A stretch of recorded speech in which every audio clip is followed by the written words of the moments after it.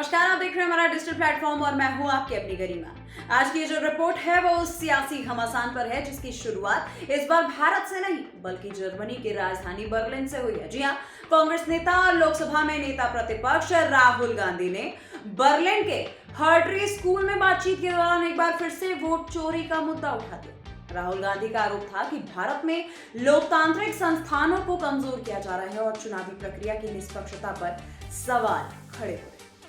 दरअसल राहुल गांधी के इस बयान के सामने आते ही दोस्तों देश की राजनीति में भूचाल छा गया। बीजेपी ने तीखा पलटवार करते हुए इसे देश का अपमान करार दिया। सत्ता पक्ष का यह कहना है कि विदेशी धरती पर भारत के लोकतंत्र और चुनाव आयोग पर सवाल उठाना न सिर्फ गलत है बल्कि देश की छवि को नुकसान पहुंचाने जैसा है। बीजेपी नेताओं ने आरोप लगाया कि राहुल गांधी हर बार चुनावी नाकामी के बाद वोट चोरी का नैरेटिव गढ़ने लगते हैं। उनका कहना है कि अगर भारत में चुनाव प्रक्रिया इतनी ही अविश्वसनीय होती है तो अलग अलग राज्यों में अलग अलग दलों की सरकारें आखिर कैसे बनती। सवाल उठाया गया कि क्या राहुल गांधी को जनता के फैसले पर भरोसा है या नहीं। इसी बहस की कड़ी में बिहार चुनाव का भी जिक्र कर लेते हैं दोस्तों। आप सभी को पता है कि बिहार में चुनाव अभी हाल ही में हुआ।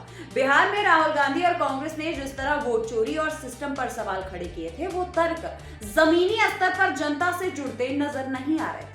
दोस्तों, चुनावी माहौल में बेरोजगारी, विकास और स्थानीय मुद्दों की तुलना में वोट चोरी का जो ये मुद्दा था वो आम मतदाताओं के लिए दूर और अमूर्त बना रहा है। यानी कि वोट चोरी में लोगों का खास दिलचस्प दिखा नहीं।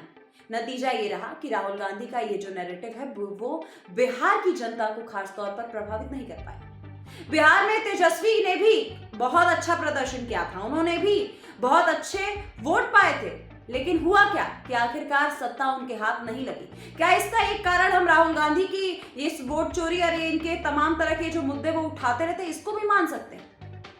दोस्तों, राजनीतिक विश्लेषकों का मानना है कि लगातार वोट चोरी की बात करना बिना किसी ठोस सबूत के विपक्ष की विश्वसनीयता पर सवाल खड़े करते हैं और यही वजह है कि राहुल गांधी का ये जो संदेश है ना तो बिहार में मतदाताओं को गहरी से पता चला और ना ही इसको चुनावी परिणाम में वो लोग बदल ही पाए। विवाद यहीं तक सीमित नहीं था दोस्तों। संसद के भीतर भी राहुल गांधी को इस मुद्दे पर कड़े सवालों का सामना करना पड़ा। गृह मंत्री अमित शाह ने जब संसद में राहुल गांधी के आरोप पर सीधा और तीखा जवाब दिया तो कांग्रेस नेता उसकी ठोस काट पेश करते नजर नहीं आए। बीजेपी का यह दावा था कि राहुल गांधी संसद के अंदर अपने आरोपों को उसी मजबूती से नहीं रख पाए जैसी आक्रामकता वो विदेशी मंच पर दिखा रहे हैं। वहीं कांग्रेस का कहना है कि राहुल गांधी लोकतंत्र की रक्षा के लिए सवाल उठा रहे हैं, चाहे मंच दे या फिर विदेश से।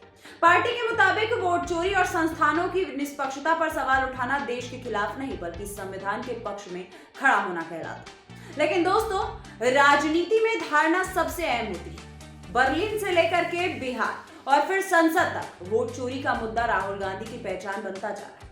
अब सवाल यहाँ ये खड़ा होता है कि क्या ये जो मुद्दा है वो जनता के दिलों तक पहुंच पा रहा है या फिर ये आरोप सिर्फ सियासी बहसों तक ही सीमित है। बड़ा सवाल यहाँ ये है दोस्तों कि क्या राहुल गांधी इस मुद्दे पर जनता को अपने साथ जोड़ पाएंगे या फिर वोट चोरी का नैरेटिव एक बार फिर चुनावी असफलता के बाद उठाया गया तर्क बनकर ही रह जाएगा।